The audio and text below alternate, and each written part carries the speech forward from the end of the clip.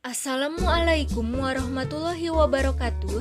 Kami dari peserta latihan dasar calon pegawai negeri sipil pemerintah Kota Banjarbaru BPSDMD Provinsi Kalimantan Selatan tahun 2021 Angkatan 10 Kelompok 1 yang beranggotakan Nur Annisa, Yuliati, dan Ridho Ansori. Pada kesempatan kali ini kelompok kami akan memaparkan implementasi Wall of Government di era transformasi digital di pemerintah Kota Banjarbaru. Definisi Wall of Government atau yang disingkat WOG menjelaskan bagaimana instansi pelayanan publik bekerja lintas batas atau lintas sektor guna mencapai tujuan bersama dan sebagai respon terpadu pemerintah terhadap isu-isu tertentu. WOG merupakan pendekatan yang menekankan aspek kebersamaan dan menghilangkan sekat-sekat sektor yang selama ini terbangun. Menurut United States Institute of Peace, definisi Wall of Government adalah sebuah pendekatan yang mengintegrasikan upaya kolaboratif dari instansi pemerintah untuk menjadi kesatuan menuju tujuan bersama sebagai bentuk kolaborasi kerjasama antar instansi aktor pelayanan dalam menyelesaikan suatu masalah dalam pelayanan. WOG menekankan pelayanan yang terintegrasi sehingga prinsip kolaborasi, kebersamaan, kesatuan dalam melayani permintaan masyarakat dapat diselesaikan dengan waktu yang singkat. Terdapat beberapa alasan mengapa Wall of Government sangat penting dan harus mendapat perhatian dari pemerintah. Di antaranya yang pertama, faktor eksternal, adanya dorongan publik dalam mewujudkan integrasi kebijakan, program pembangunan dan pelayanan sehingga penyelenggaraan pemerintah yang lebih baik dapat tercipta. Yang kedua, faktor internal, terdapat fenomena ketimpangan kapasitas sektoral sebagai akibat dari adanya nuansa kompetisi antara sektor dalam pembangunan. Kemudian yang ketiga, adanya keberagaman latar belakang nilai, budaya dan adat istiadat serta bentuk latar belakang lainnya mendorong adanya potensi disintegrasi. Jenis pelayanan publik yang dikenal dapat didekati oleh pendekatan WOG antara lain pelayanan yang bersifat administratif, yaitu pelayanan publik yang menghasilkan berbagai produk dokumen resmi yang dibutuhkan warga masyarakat. Kemudian pelayanan jasa, pelayanan yang menghasilkan berbagai bentuk jasa yang dibutuhkan warga masyarakat seperti pendidikan, kesehatan, ketenaga kerjaan, perhubungan, dan lainnya.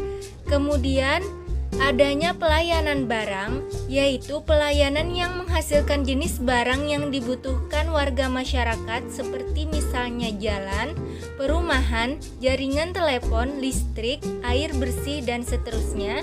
Kemudian pelayanan regulatif, yaitu pelayanan melalui penegakan hukum dan peraturan perundang-undangan maupun kebijakan publik yang mengatur sendi-sendi kehidupan masyarakat.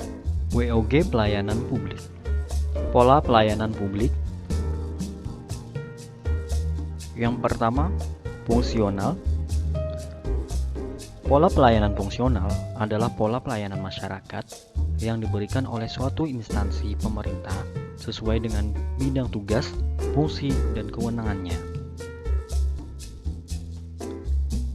Pola pelayanan satu pintu merupakan pola pelayanan masyarakat yang diberikan secara tunggal oleh suatu unit kerja pemerintah berdasarkan pelimpahan wewenang dari unit kerja pemerintah terkait lainnya yang bersangkutan.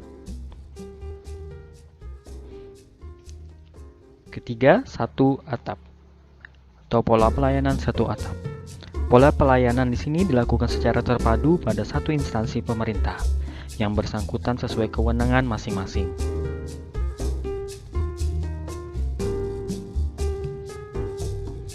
Keempat, terpusat atau pola pelayanan terpusat adalah pola pelayanan masyarakat yang dilakukan oleh suatu instansi pemerintah yang bertindak selaku koordinator terhadap pelayanan instansi pemerintah lainnya yang terkait dengan bidang pelayanan masyarakat yang bersangkutan.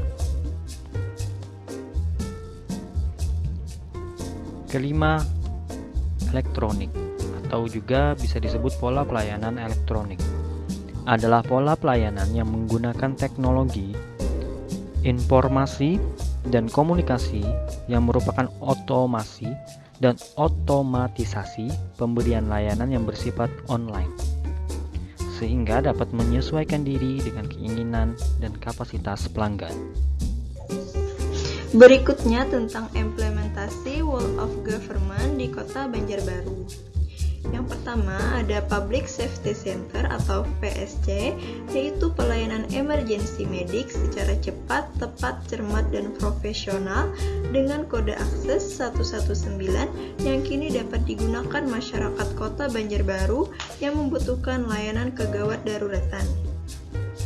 Yang kedua ada pelayanan perizinan online atau Intan BJB yang bertujuan untuk meningkatkan presentase penanaman modal, meningkatkan kepuasan masyarakat dalam pelayanan terpadu satu pintu, dan meningkatkan kecepatan waktu pelayanan.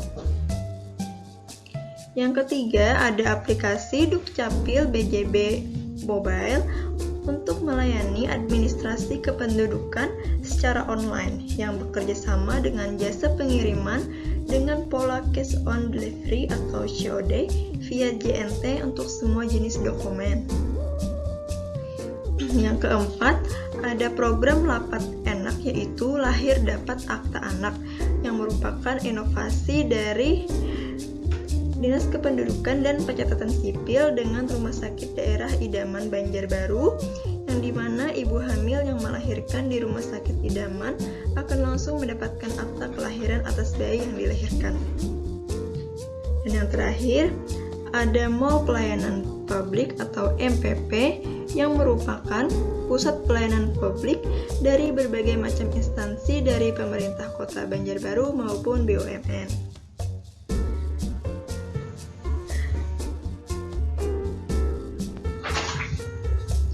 Dalam mall pelayanan publik ada 8 gerai yang beroperasi, yaitu ada Samsat Banjarbaru, kemudian ada Dinas Pelayanan Modal dan Pelayanan Terpadu Satu Pintu, kemudian ada BNN, Bank BRI, BPPRD atau Badan Pengelolaan Pajak dan Distribusi Daerah, Polres Banjarbaru, BPJS Ketenagakerjaan, dan Bank Kalsel.